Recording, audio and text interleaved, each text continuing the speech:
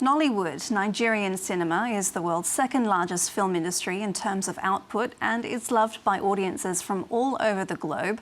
One of the international events helping shine a spotlight on films made in Nigeria and other African countries is NollywoodWeek Film Festival, held here in Paris. The 12th edition gets underway this Wednesday and organisers are promising it will be better than ever. To talk more about this, I'm joined on set by Serge, Noukoué and Nadira Shakur. Thank you very much for being with us. You're the founders of NollywoodWeek Film Festival.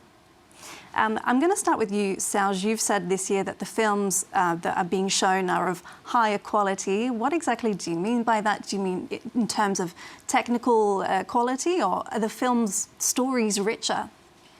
We're definitely focusing on stories this year. So I would say the originality of the stories as well as the diversity is what is really standing this edition apart. Yeah. And do you mean that we're seeing an expansion of the type of genres we're seeing in these films? And what about the taboos? Are we seeing fewer taboos as we get the new generation in?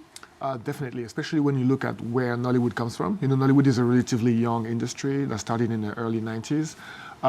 It used to be very quote-unquote basic stories that were about issues that were happening in the neighborhood or within the family space. And now we are really, we have everything, you know, from horror films to action movies. We have a wide range of styles, of genre, and the directors are much more daring than they've ever been. So we have a new crop as well in terms of generation, a lot of new directors, new talent that is coming up, and we are very happy with our festival to be able to showcase that to the world. And Nadira, several films feature a strong female lead, often commenting on the kinds of social pressures that they have to deal with, like postpartum depression, for example. Was that a conscious choice that you made in selecting these films?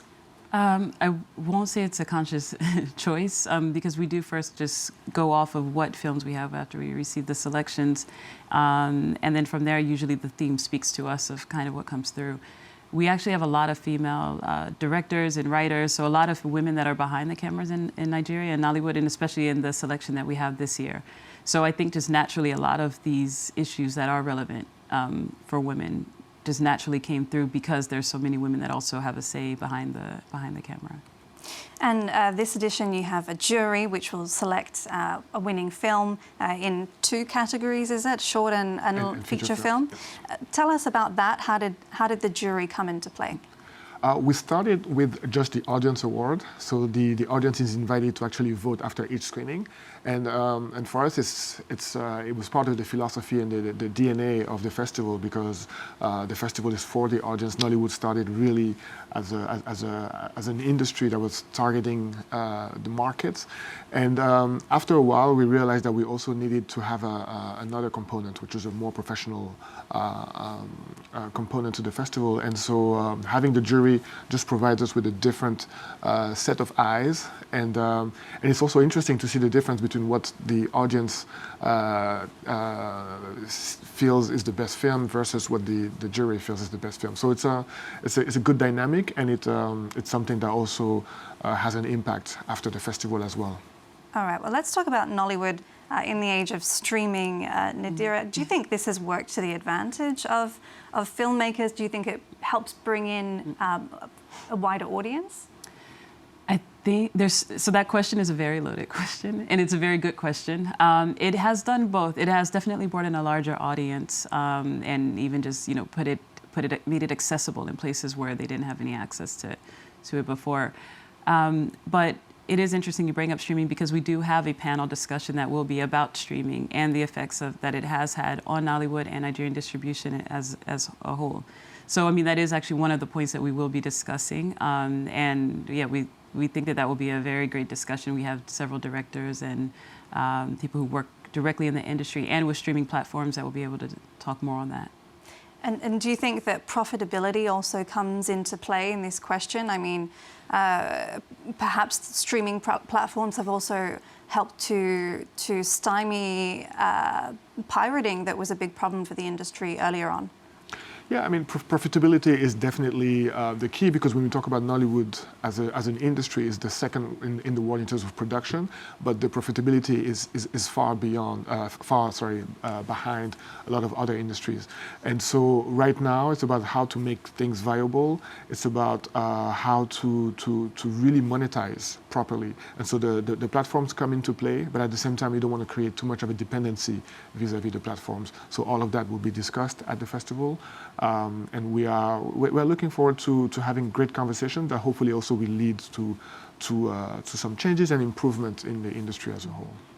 And one of the goals when this festival first started out was bridging the gap between Francophone, French-speaking, and English-speaking Africa. Tell us about how you went about that, and some of the evidence that you're seeing that these two communities or parts of Africa have come together. Yeah, well, yeah, there's several different examples. In the beginning, it was quite a challenge because even just, the confusion between Niger, a Francophone country, and Nigeria, an Anglophone country, just making that distinction. But not along with the festival, but even just with what's happening around us with Afrobeats, for example, becoming just such a strong and identifiable market that's coming out of Nigeria. We've noticed that there's been a big shift in understanding more of the country, and also just more looking between the Francophone and Anglophone African markets. And for us, what we do, we always make it our first point to make sure that we devote all of our funding towards, or most of our funding towards subtitling all the films. That's the first, obviously gateway in terms of making it understandable for everybody. We have Q&As, and the Q&As are always bilingual.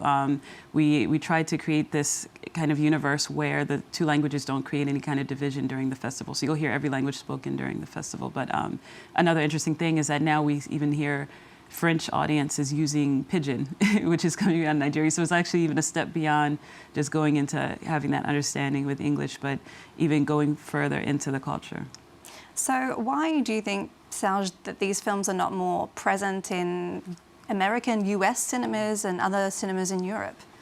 I think the industry at large still has quite a bit of gatekeeping, what we call gatekeeping, which is the way that distributors, for instance, are funded. There's a lot of grants and subsidies in order to push certain film, specifically European-funded films, and obviously those films are not funded by Europe. So the whole system as a whole is quite difficult. It's a difficult thing to crack, but we are hoping. And we can see the difference. We've been doing this for more than a decade now. And, we can see now that some films are also being released in the cinema, just commercial releases. We are seeing more attention being given to Nollywood and African films in general. So we're still optimistic and hopeful that, in the future, those films can actually be part of the mainstream as well. All right, Serge, Noukoué and Nadira, Shakur, thank you very much for speaking to us on France 24.